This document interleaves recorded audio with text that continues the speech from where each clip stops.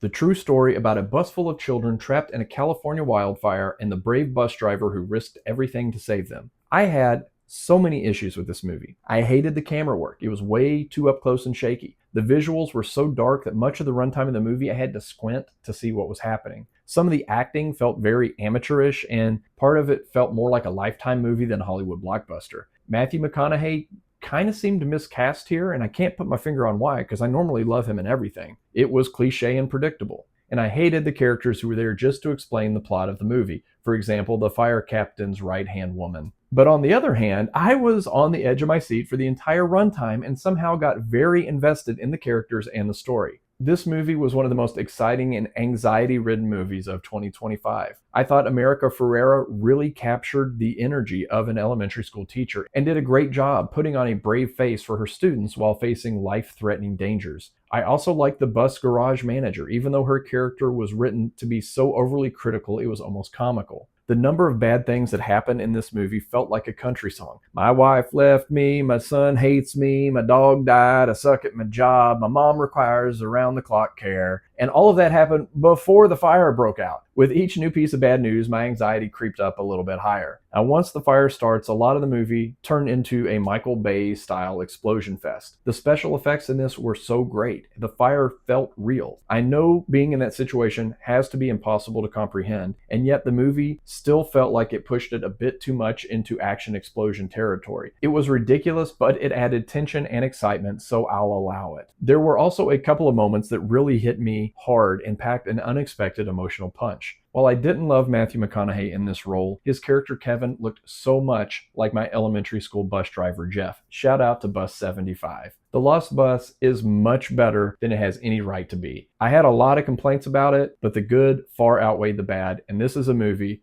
that's well worth watching.